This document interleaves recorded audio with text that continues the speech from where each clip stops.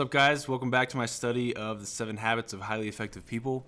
Again, this is my journey in studying the 7 Habits of Highly Effective People with the intent to teach it, which is what Stephen Covey suggests in the preface to the actual habits in his book. So I've read 7 Habits of Highly Effective People probably, 30 or 40 times. I'm not sure exactly how many. It's a lot, though. Like multiple times a year since I got home from mission. I served a mission for my church in Argentina. When I got home, I started getting into 7 Habits of Highly Effective People as part of our leadership training program for the company that I'm a sales leader in now. And as a part of that study, I really wanted to make sure that I was understanding some of the concepts, because I'm in heavy first creation mode, as I would call it, which is like building out my goals and my plans, my vision, aligning that with my unique life mission and I'm building that out over over the next 5 years, and really honing in on like my mission statement and all the things that have to do with like life purpose, and just going through the holiday season for me is like dreaming season. And so I'm doing that study, and as a part of that study, I had the idea. I was like, you know what? I've always been kind of embarrassed to just put things up publicly without having them be more refined. But I was like, you know what? I wonder if I just like don't give a crap and put my study up publicly, and either stream it live or just like quickly upload it, like unedited, one cut. That would be a way that I could study with the intent to teach the 7 Habits of Highly Effective People. And I want to do this with actually all of the key books for me that I read every year, like Think and Grow Rich, and eventually I'd even like to do it for like my gospel and spiritual study as well. Maybe I'll do that like on Sundays or something. But anyway, this is a very Gary V-esque or very Gary Vaynerchuk-esque idea of documenting my learning. And in the process of documenting my learning, I've just been learning myself. I've been having insights that I don't think I ever would have had I been doing this another way, and had I been like kind of keeping the study to myself. So I don't know what people would gain or not gain from this. It's getting literally no views, and I don't actually care, because that's not why I'm doing it. I'm doing it to document my study and hopefully help some people along the way eventually. But it's mostly for me, if not all for me, in my study, which eventually, because of doing it this way, my hope is that it will help me become the type of person. It's a form of voluntary rebirth for me, become the next version of myself that's going to be able to influence more people, have the capacity to increase my own abilities, from where they currently are, even financially, emotionally, physically, mentally, and certainly like socially, in a form of service to those around me that I care about and that I love, and maximizing the output and the return on the relationships that I have in the way that I most care about. That's selfless, right? So that's the whole idea with this. With that being said, let's get into the study where we left off. A little summary from yesterday is we've been talking about the circle. We're in habit 1, by the way, but we've been talking about the circle of influence, circle of concern, and what that actually means. So my biggest breakthrough yesterday was the idea that solidifying this idea in my mind of that if I am a proactive person, I take responsibility for my life in a way that is really prone to me creating the things that I want. If I'm a reactive person, I absolve myself, like it says right here. I absolve myself of responsibility if I'm a reactive person or a dependent individual, right? And if I have the habit of doing that, of absolving myself of responsibility in the name of someone else's weaknesses, then I have no power to change my own situation or circumstances. I was talking, I do a podcast every week with my good friend Rich Chavez, he is a UFC, he is a contractor who helps UFC coaches. So he used to be a UFC fighter, then he was a UFC coach, and then from there he became a coach of UFC coaches, and he's an actor, and he's a stunt actor, stunt coordinator for big Hollywood films. And we do a podcast every week where we talk about these ideas of like excellence and the things that we're focusing on in our lives. I do it in the realm of sales and the work and business, and he does it in the realm of fatherhood and excellence in sports and acting and all of that stuff. So as we were talking about this, one of the things that I found interesting was he said, I have developed the habit within myself of never complaining about something that I don't have control over. And I'm trying to teach my kids that they are not allowed to complain about things they don't have control over. And I was like, that's awesome. That's the essence of a responsible person. You are response able. You are able to control and choose your response. And why is that important? Because if you don't have control over a situation, if it's a no control situation, all you actually have control over is your ability to how you act within that situation. And then if you have indirect control over a situation, meaning like it involves other people, then you have methods and means at your disposal to control that situation mainly through persuasion and influence and trust. That trust is developed from how you live your life, but that persuasion and influence can occur through tactics and methods to control those indirect control situations. And then there are direct control situations that involve only you, the things that are in your direct circle of influence. And that is how a proactive person behaves, is within those three realms: direct control situations, indirect control situations involving others, and no control situations where they have no control over them. They do not absolve themselves, like it says here, they do not absolve themselves of responsibility. They don't absolve themselves of responsibility in the name of other people's weaknesses. They don't absolve themselves of responsibility in any form or fashion through their words, first and foremost, which then affects their thoughts, and through their behavior. So, and even if they do have thoughts that are not proactive in nature, they subordinate those thoughts and feelings to the strength of their values, right? And to the extent that you have those values centered on and aligned with true principles, that's how unchanging principles, that's how you become a force for good in your own life first and foremost, but then for others as well, right? So that was kind of a key for me yesterday. Let's get into the next part of this that I think is just really interesting: the haves and the bees. And when I started this study, I was kind of pre-studying it before doing the videos, but I just don't care anymore. I want to do them live because I want my learning to be like live, which is I've been thinking a lot about, like, if I want my kids to be able to look back on all this stuff that I just am putting out there in the ether and be able to not see the polished version of their father or their, or if my grandkids see this, not see the polished version of it, but to be able to like be along the actual real like live journey, which I think is kind of cool. So one more thing just to touch about Gandhi. I freaking love this, where he talks about, though he held no office or political position, Gandhi, through compassion, courage, fasting, and moral persuasion, he eventually brought England to its knees, breaking political domination of 300 million people with the power of his greatly expanded circle of influence. Okay. All right. Now let's get into this next part: the haves and the bees. One way to determine which circle or concern is to distinguish between the haves and the bees. Again, sorry, I'm always going to blame this on my dark passenger dyslexia. Have you ever seen Dexter? He talks about his dark passenger, which Sarah and I only watch on VidAngel, by the way, but we are watching that show right now as our show, and it's funny. It's cool. I love it. One way to determine which circle or concern is to distinguish between the haves and the bees. The circle of concern is filled with haves. So circle of concern, remember, is the things that you can't control. You can be concerned about them, but by nature, the circle of concern are things that you have no control over, right? So if you focus on your circle of concern, then you absolve yourself of your ability to control your circle of influence, the things you do have influence over. It starts to shrink. So the way to determine where things in your life fall, whether they're in your circle of influence or circle of concern, is to look at the haves and the bees, as he says.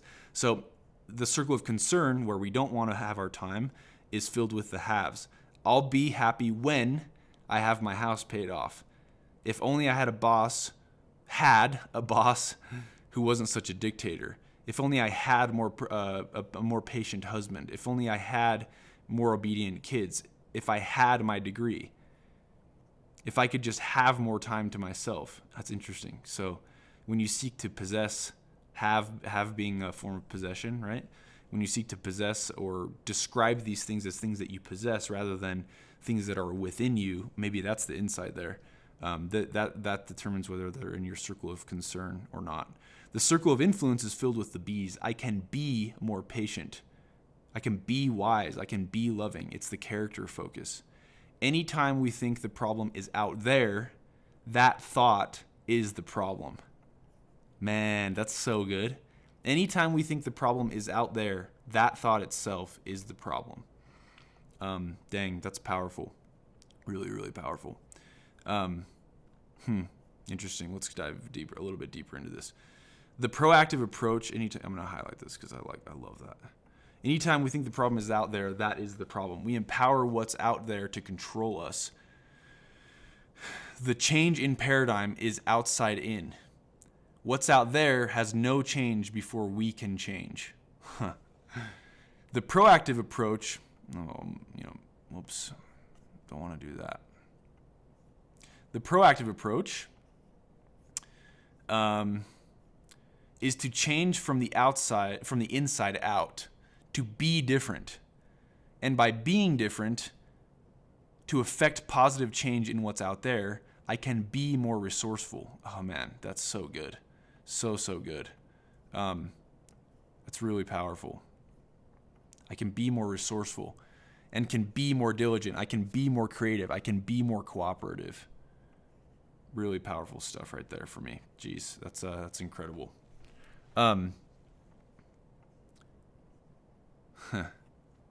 Again, like if you want to know how to become proactive and how proactive you actually are, become self-aware of your own paradigms of proactivity, which is the first step in change. And we should all be changing. Like I feel like when people in like the personal development realm, they talk a lot about like change your life basically. And when I think of someone saying, "Hey, you can change your life," I think of that the person that's saying you can change your life only focusing on that individual who's like in the depths of despair and like they can change their life. But in reality, and that's true, I think that that's for sure true. But the truth of the matter is that like if we're not changing always, then we are actually just dying. I think spiritually or ethically or morally, mentally, and emotionally even. So there is no such thing as stagnation, because stagnation just falls to entropy, and entropy is decay, right? So when something is left alone, it does not suddenly get better. It just always gets worse. And that, therefore, in order to be like who we were meant to be in our divine nature, then you have to actually constantly be seeking out the next best version of yourself and constantly be changing, which is, I've been questioning in my own life, like myself, is it good for me to always want more? And I don't just mean more money, although that is a part of it, but want more, like more for my life, more happiness. Is it more of anything good that I would determine as falling within the umbrella of like my mission and my unique purpose on earth? Is it good for me to want more always? Is that healthy? And I actually, my conclusion that at least that I've arrived to for the time being is like, that actually is the most healthy way to live. Because if you're not ambitiously seeking more of the things that fall under the umbrella of like your mission and who you are as a person, then you are actually dying. You are actually getting worse. You are rusting away. You are gaining mold because and staleness or stagnation or disease. Mosquitoes breed in stale water. It's impossible for the parasite known as the mosquito, which I call it parasite because I hate mosquitoes. It's impossible for the mosquito to breed in water that's changing and that's new. It can only breed in stale water, which is also full of everything else that you don't want in stale water. So like, if we're not changing, then we are actually just dying and becoming worse. Entropy has, started to wrap its tentacles around us. And so like for me, I'm ambitiously seeking out new goals because what those things mean for me is becoming a new version of myself, and becoming more in line with what I believe is my divine center. And if I can tenaciously do that in the aspects of my life that fall under the umbrella of my unique identity as a son of God and my mission, if I can always be doing that tenaciously, or at least attempting to, then I have control over my life and who I'm becoming.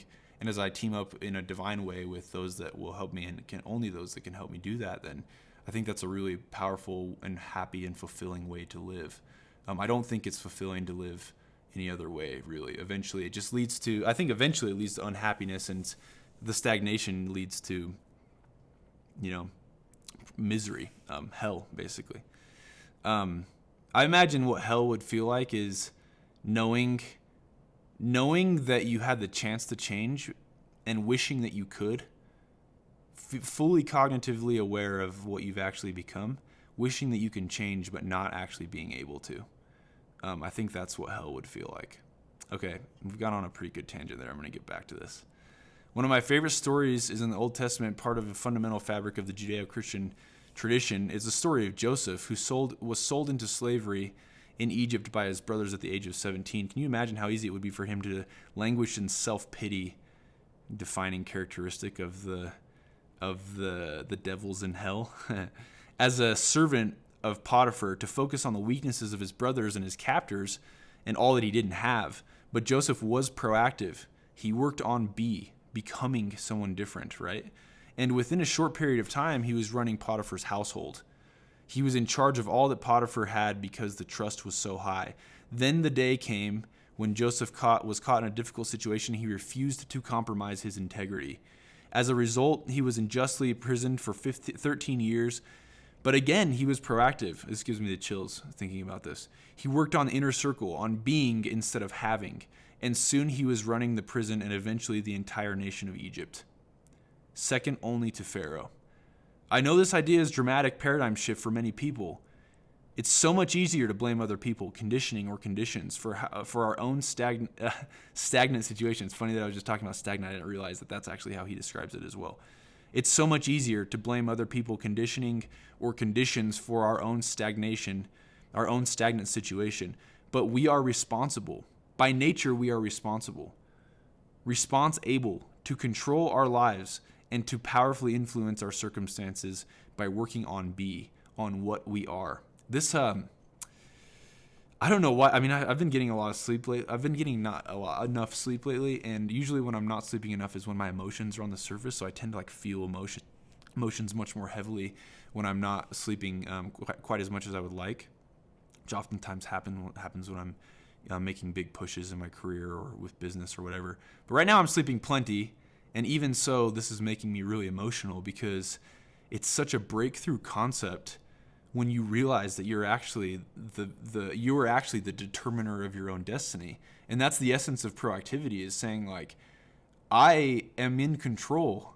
I'm the writer of the program of my life. It doesn't have to be written by, what does he say? What are the three things? It doesn't have to be written by other people, by conditioning or how I was conditioned, or conditions, the things around me. I'm the programmer and can write the life that I want in spite of other people conditioning or conditions, and maybe even because of it if I'm proactive enough. And that's really emotional to think about. If I have a problem in my marriage, what do I really gain by continually confessing my wife's sins? I have friends that do this all the time. That drives me crazy. Just I can't even be in the same room if people start talking about their significant other and their problems with them. It's like freaking nails on a chalkboard to me. What do I really gain by continually confessing my wife's sins? By saying I'm not responsible, I make myself a powerless victim. Oh, dude, how crazy is that? That whenever we're actually a victim, it's usually because we have made ourselves a powerless victim to our circumstances. We have allowed ourselves to become a victim. And we've made ourselves a victim in our response to those circumstances, the conditions, the conditioning, meaning our past habits or behavior, or how we were raised, or the people around us. Man, that's powerful. I make myself a powerless victim. I immobilize myself in a negative situation. I also diminish my ability to influence her. My nagging, accusing, critical attitude only makes her feel validated in her own weaknesses. Oh, that's fascinating as well. My criticism is worse than the conduct I want to correct. My ability to positively impact the situation withers and dies. If I really want to improve my situation, I can work on the one thing over which I have control, myself. Man, I can stop trying to shape up my wife and work on my own weaknesses.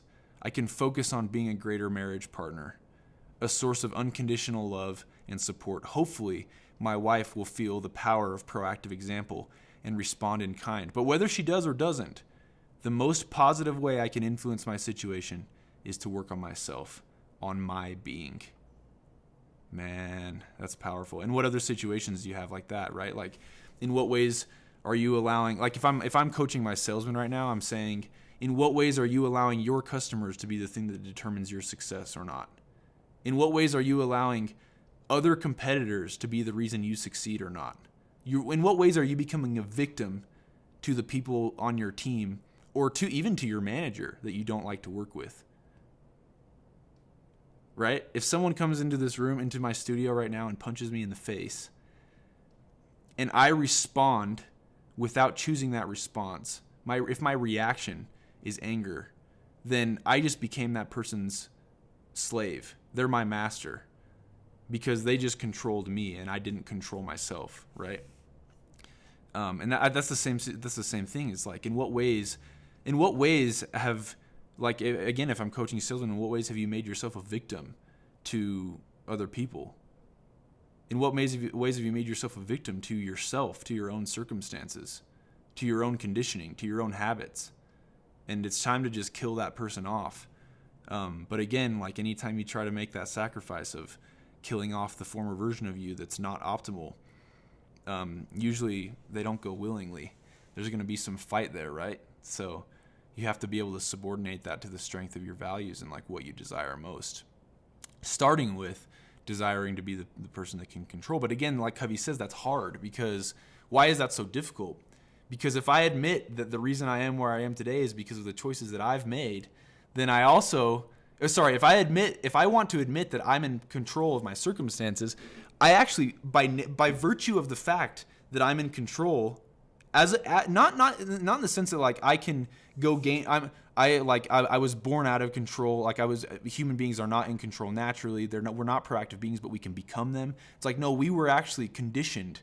I mean, we like genetically are supposed to be proactive beings. That is a truth.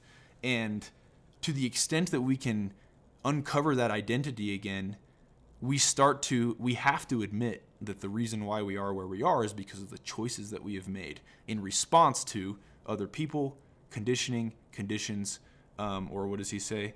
Other people, conditioning, or conditions, right? Man, that's powerful. Okay, so we'll get on to this next thing here. There are so many ways to work within the circle of influence to be a better listener, to be a more loving marriage partner, to be a better student, and to be a more cooperative, dedicated employee.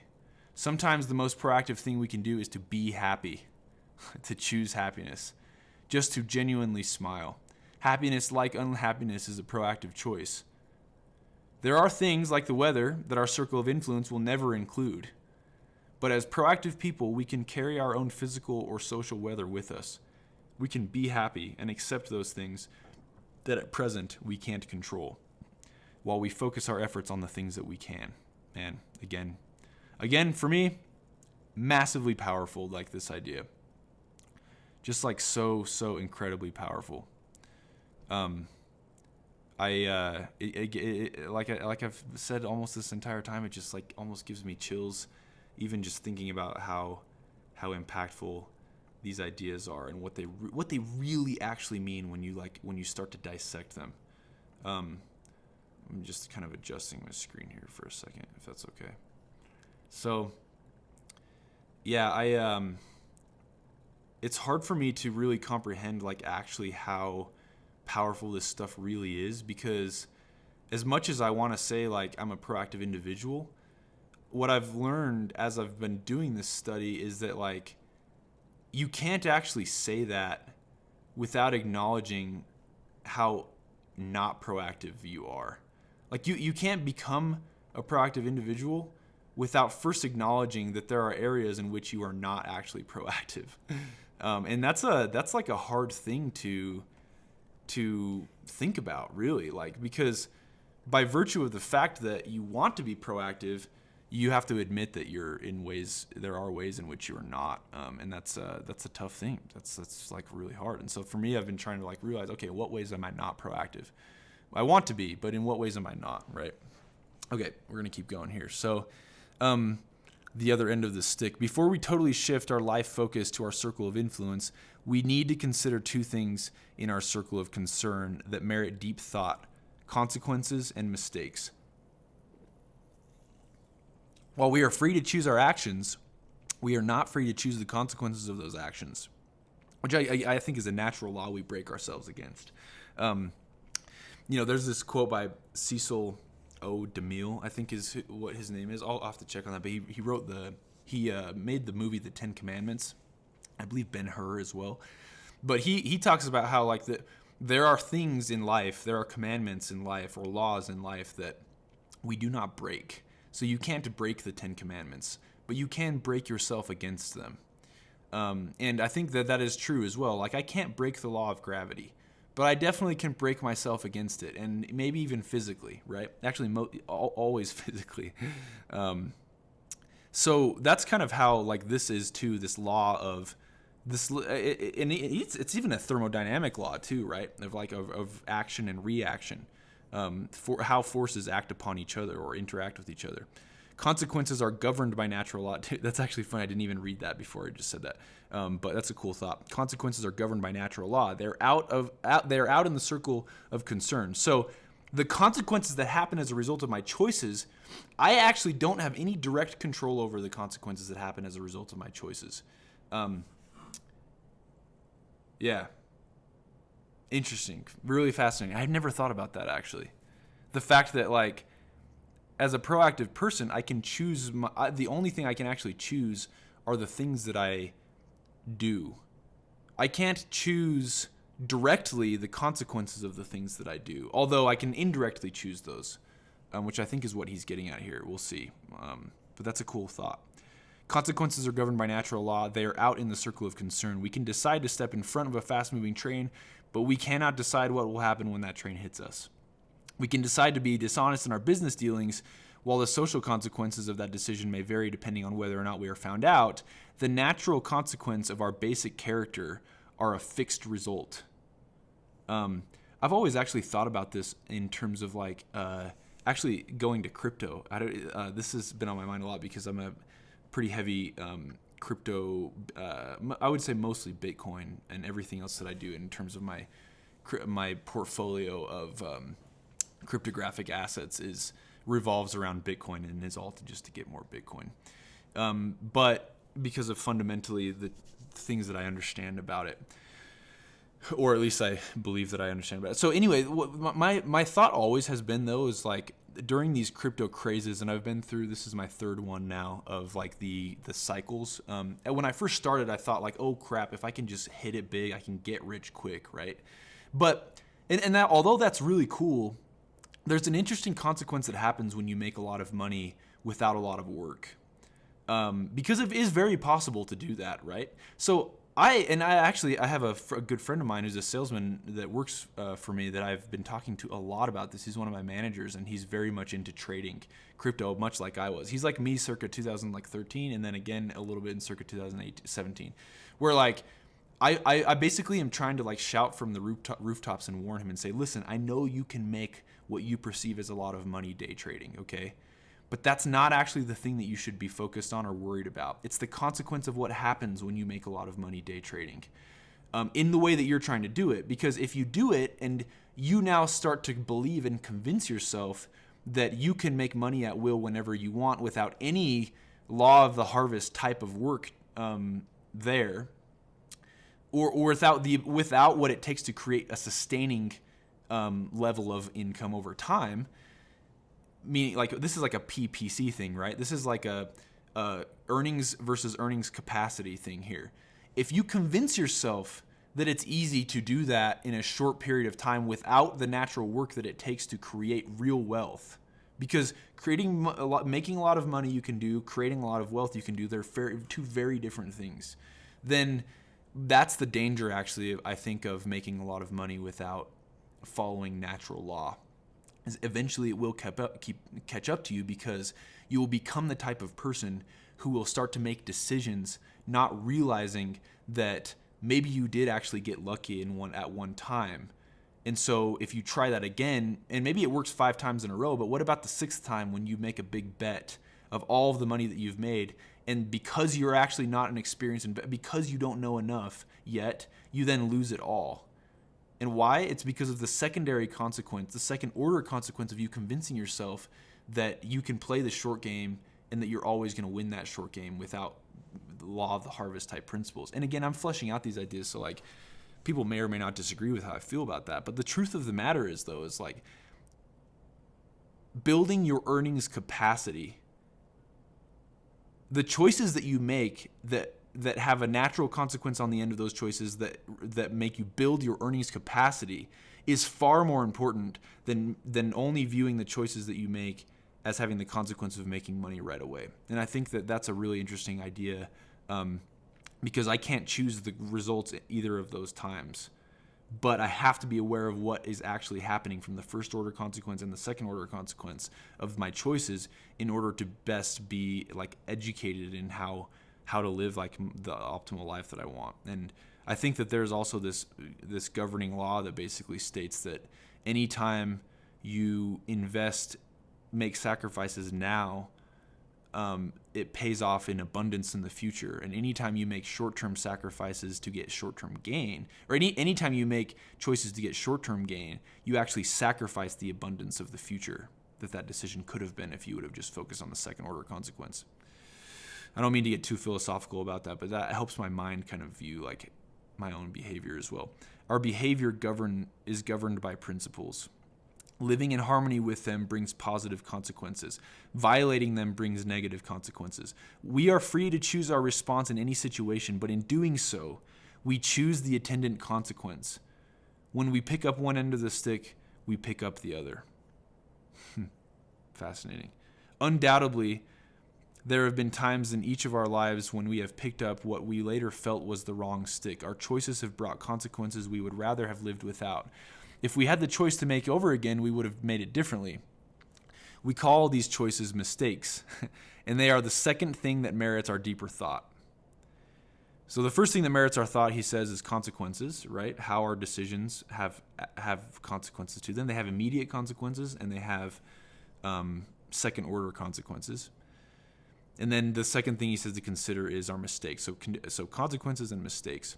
For those filled with regret, perhaps the most needful exercise of proactivity is to realize that past mistakes are also out there in the circle of concern. So actually who you have become and who you are right now is in your circle of concern as well. And the past mistakes that got you there. Not what's in your circle of influence is who you can become, who you can choose to become in the present moment. We can't recall them. We can't undo them. We can't control the consequences that came as a result. Wow, that's really fascinating. Because like, who is ever not filled with regret, right? Like, there's always a time when we're filled with regret, I believe. And I think that it's important to realize that like, how you get over that is by having the basic understanding that, I'm actually going to adjust this again because I don't like how it looks right there. The basic understanding that when we are filled with regret, those consequences are the things that have happened to us, the mistakes that we made, those are in our circle of concern. We can't control them anymore. They're sunk costs. That's why I've always really liked the principle from accounting of sunk costs, because the sunk cost principle essentially states that it doesn't matter the choices that I've made. Making future decisions based off of trying to make up for past decisions is always a bad idea. Operating on sunk costs and making future choices is always a bad idea. I was actually having a discussion with one of my business partners the other day, and one of the things we were talking about is that we were talking about a compensation model for our sales program. And in this conversation, it kept coming up. We kept talking like, well, how is that going to affect the current people within the model, right? And about halfway through the conversation, I realized that we were basing all of our feelings about a future compensation plan for our salesman that is actually like really cool. We were basing all of our decisions off of the sunk cost of how that would affect the people in the current plan, meaning like how those people would view it. And so what I'm getting at with this is like, we were allowing ourselves to be held hostage by the past choices of or the current compensation model. And that was affecting whether or not we were able to see clearly whether this new compensation model would be optimal or not. So and so we actually weren't operating from first principles. We were operating from, it's like we were building a rocket and saying, it's like Elon Musk, SpaceX. It's like we were building a rocket, and then we kept asking ourselves, like, well, how would NASA feel about this? Well, how would like the current manufacturers of all the parts feel about this new way we want to do it? And that's like when you're held hostage to the past, or how things have, where the things that have got you where you are now, you're not able to see from first principles of what is the best move to move forward. And so as we kind of tried to push those other things aside, we decided, like, okay, we can't really change how the people would feel in this new compensation model, but what if we built a compensation model built off of the premise of, like, only new people will have it, and what would be best for everyone going forward? And then we deal with the ramifications of how the people in the current compensation model might feel about it, which in reality, if they were able to look at it clearly, then we could employ methods of persuasion, effective presentations to show that it's actually much, much better for them as well. But then we're not actually held hostage by how they currently feel about it, or by the conditions of the market even. And that was just like such a refreshing way to be able to look at it and move forward with the plans that we've wanted to build for the future. It's kind of fun, actually, thinking about it from first principles that way. Okay, I'm not actually moving on to anything here. I'm a little frozen, actually, too. I don't know why it's not going back. So making and keeping commitments, he's going to talk about that a little bit. I think I need to, for some reason, books is being a little slow right now, so I might actually finish up here. Okay, I think I am going to finish there. I'll do another one here pretty soon, but thanks for watching, guys. This has, again, been my study of 7 Habits of Highly Effective People. If you like what I'm doing, please subscribe to my channel, because I talk everything about sales, persuasion and influence, living a truth-centered or principle-centered life, the books that I love to read. My plan is to be able to do this on a daily basis to keep myself accountable and to show the people, the leaders that I'm working with, that I'm asking to read these same things in their own life, to show that I'm actually doing it as well.